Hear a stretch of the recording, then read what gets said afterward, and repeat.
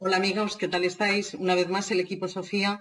Entramos en un debate abierto sobre temas educativos en relación con los colegios y la familia y en este caso María, como profesora dedicada a la educación, voy a hablar con ella de un tema que creo que también importa mucho la actitud que tengan los padres con sus hijos en relación con el colegio. ¿Sabéis ese debate abierto que de vez en cuando vuelve a resurgir y sobre todo a final de curso de deberes sí, deberes no para los hijos en el colegio? Entonces, todos sabemos que realmente no se deben poner deberes a los hijos para al volver a casa y que sean niños que llegan a casa a las 5:30 de la tarde y a las 9 de la noche no hayan cenado y sigan haciendo deberes. Eso ya partimos de la base de que no es bueno, aconsejable, ni además debiera existir. Vamos a partir de ahí que no debiera existir, salvo en momentos muy puntuales o sabiendo, como sabemos, que según vaya creciendo las etapas escolares, es verdad que cada vez tienen que tener más deberes o hay que prepararse para la EBAU o hay que hacer una serie de cosas. Pero que en principio un niño no puede llegar a casa para merendar corriendo, cenar a las 9, cenar corriendo y decir que todavía le quedan deberes. ¿Vale? Entonces, ya partiendo de esa base de que no hay que hacer deberes, sí que es verdad que los hijos tienen que también llegar a casa y poner su mente a trabajar solitos, o sea, poner la mente a trabajar no solo en el aula, sino también en su mesa de despacho, en su mesa que le hayáis podido poner para que él pueda estudiar.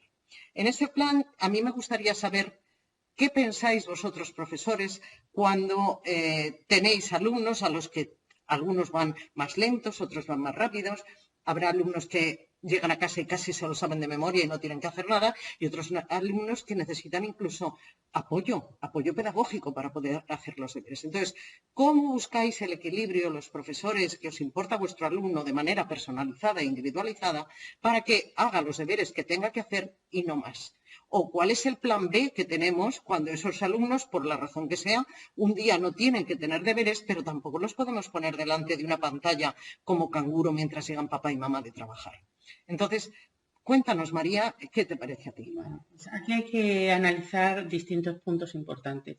En primer lugar, que un alumno lleve o no lleve deberes, el primer responsable de ello es el docente.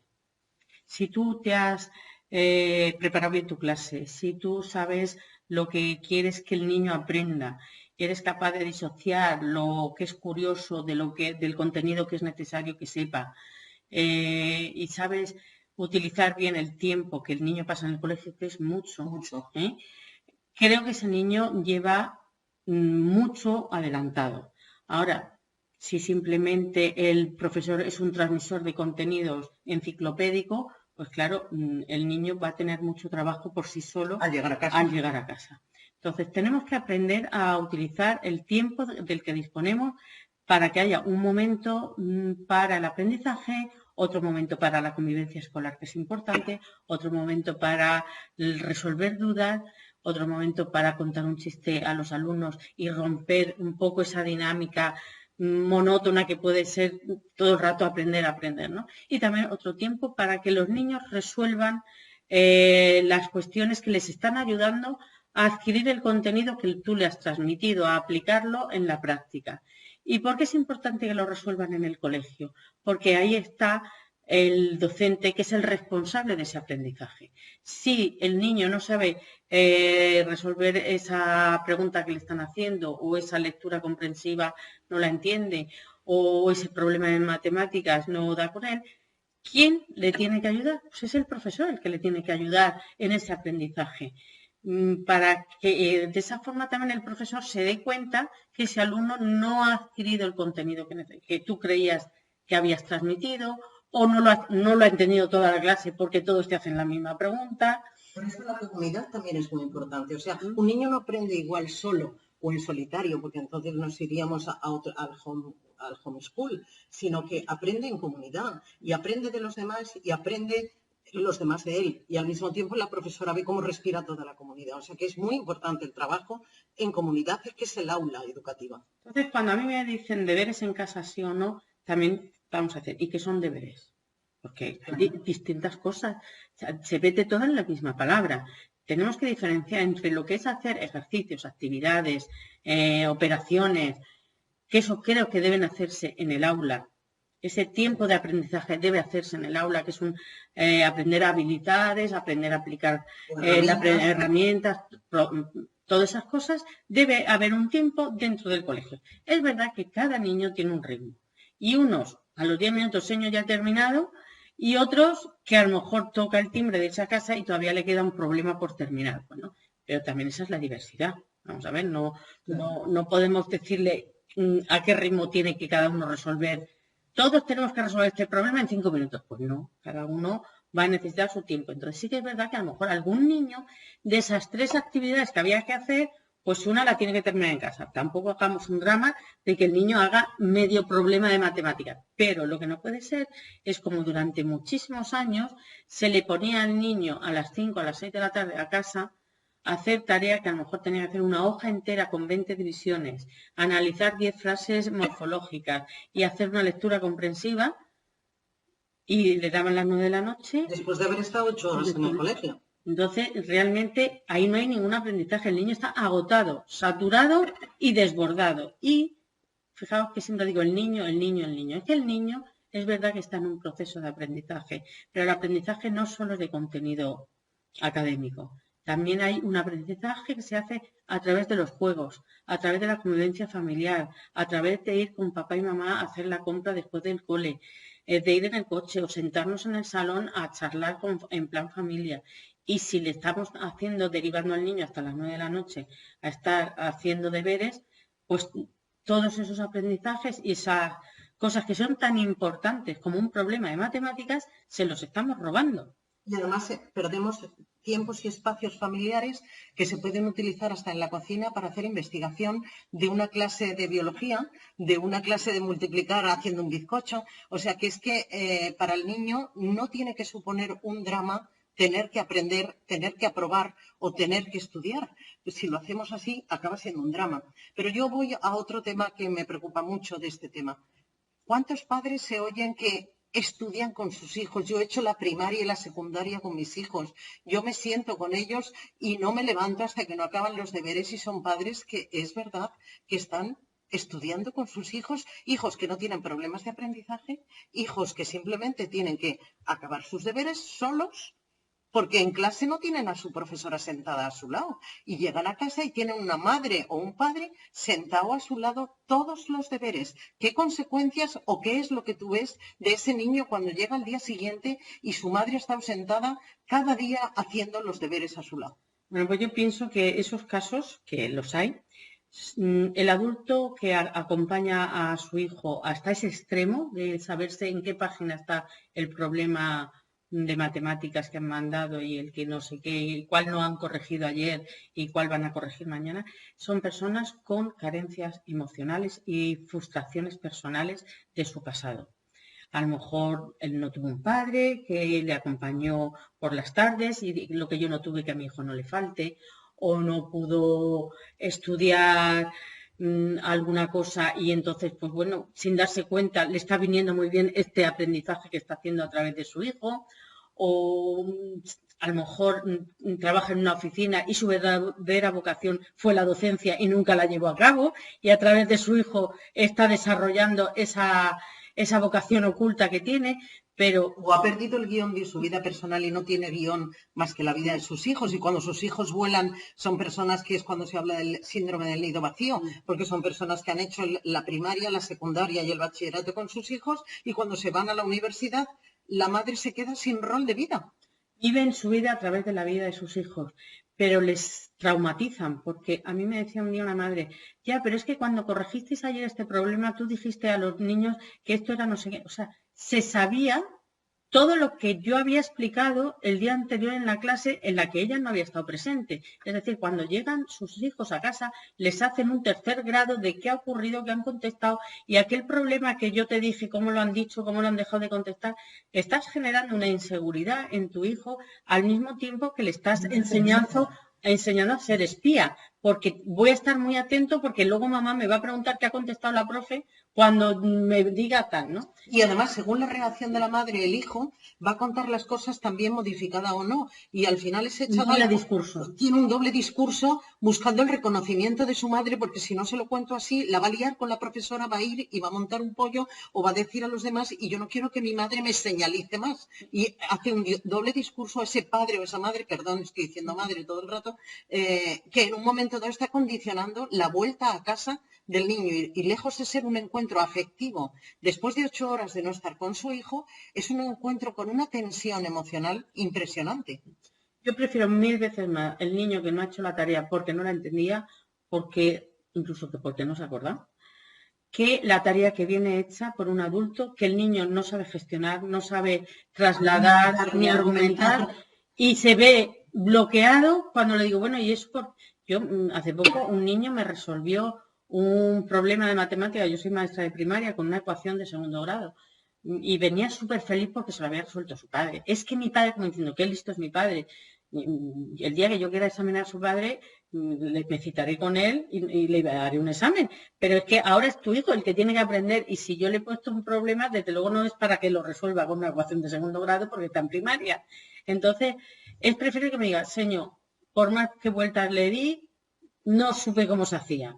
Porque esa es mi labor, porque yo soy la profesora del niño, no soy su madre. Están invadiendo. Es curioso, un padre paga un colegio que le cuesta un dinero, le cuesta llevarle el esfuerzo de la crianza, y al mismo tiempo está secuestrando la responsabilidad de a quien paga que lo haga para absorberlo ese padre. Y sobre todo porque, mira, en el aprendizaje todos los caminos llevan a Roma.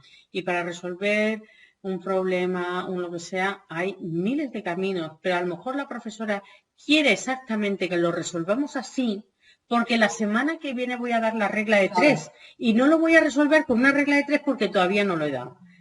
Seguro que es mucho más corto enseñarlo con la regla de 3. ¿Pero qué va a pasar?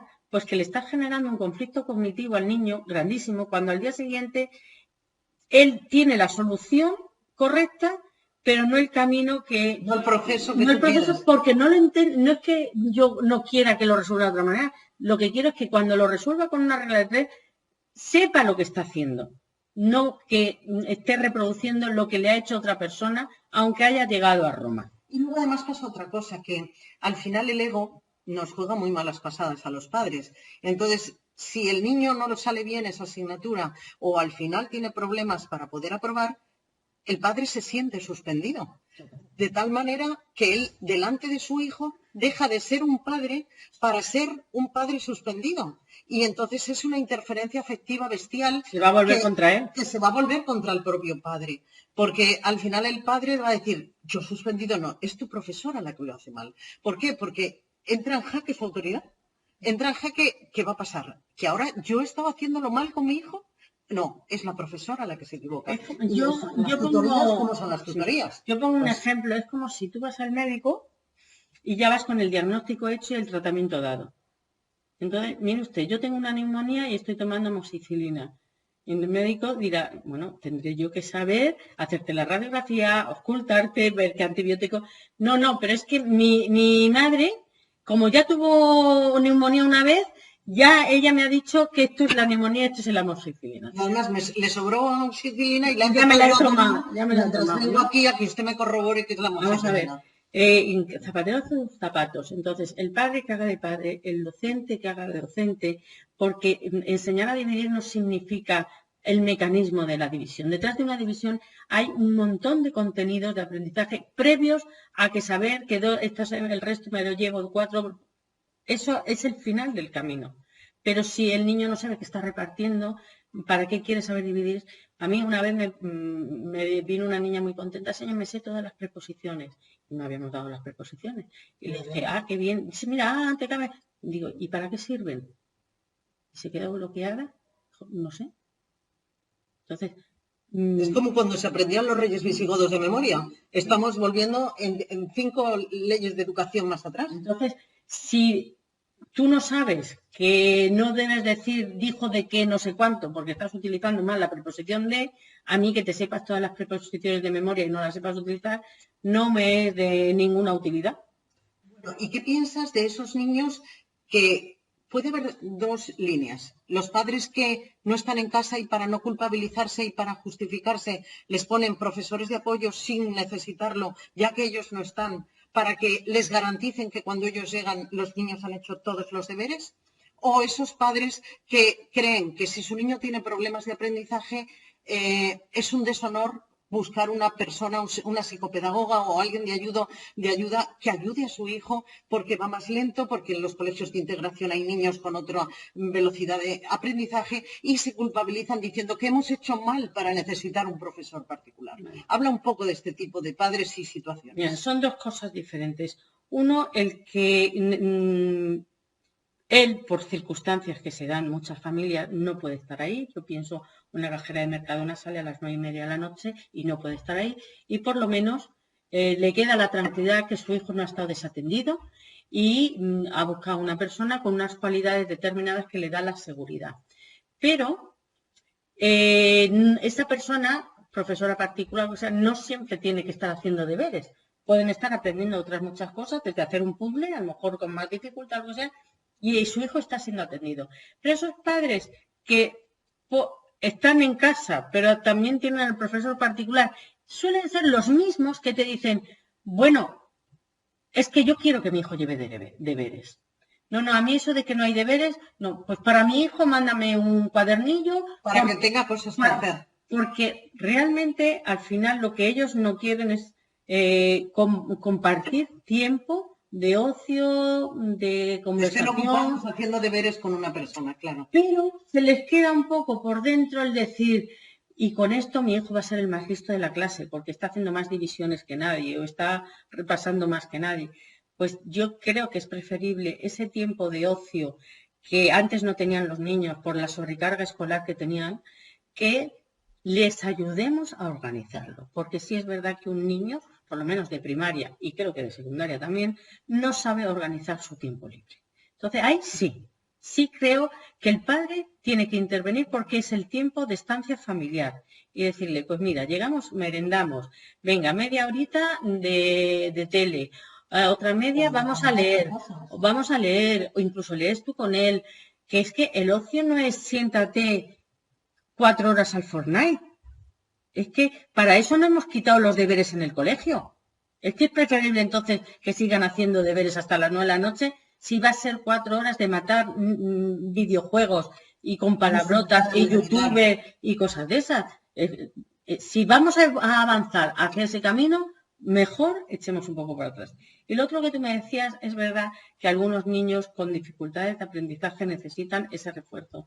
Pero en la experiencia que yo tengo, por suerte, suelen encontrar refuerzos no solo para hacer deberes, son refuerzos que les ayudan a esos niños a adquirir habilidades que a lo mejor en el gran grupo no da tiempo, pero les enseñan a subdividir un problema en partes para que no sea tan difícil a ellos resolverlo.